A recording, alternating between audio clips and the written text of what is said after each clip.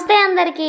చిన్నప్పుడు మమ్మీ వాళ్ళు, doctors, teachers అందరూ ఆకుకూరలు తినాలి, కాయగూరలు తినాలి, హెల్త్‌కి చాలా మంచిది అని చెప్తుండేవాళ్ళు గదా!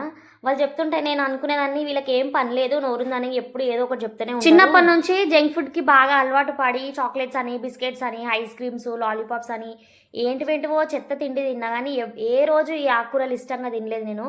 కానీ ఇప్పుడు ఏజ్‌తో సంబంధం లేకుండా 18 ఇయర్స్ పిల్లల నుంచి 60 ఇయర్స్ ముసలి వాళ్ళ వరకు అందరికీ కాళ్ళు చేతుల నొప్పులు, నడుముల నొప్పులు, ఏదో ఒక నొప్పితో బాధపడుతున్నారు గదా! ఇంకా సిజేరియన్ అయిన వాళ్ళ గురించి అయితే చెప్పనవసరం లేదు. బెడ్ మీద నుంచి ఫాస్ట్‌గా లెవ్వాలన్నా భయమే. అమ్మో! కుట్లు నొప్పులేస్తాయేమో అని జెప్పేసి.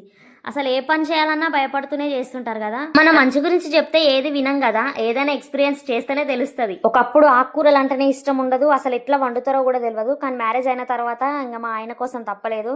నేనేమో కాయగూరలు, నాన్ వెజ్ అంట, మా ఆయనకైతే ఎక్కువ ఆకుకూరలు అంటేనే ఇష్టం. ఇంకా ఆయన కోసం తప్పనిసరిగా నేర్చుకోవాల్సి వచ్చింది. ఇప్పుడైతే వారానికి 2 సార్లు మా ఇంట్లో ఖచ్చితంగా లీఫీ వెజిటేబుల్స్ అయితే ఉంటాయి. మరి మీ ఇంట్లో వీడియో నచ్చినట్లయితే లైక్ చేసి ఛానల్ని సబ్స్క్రైబ్ చేసుకోండి.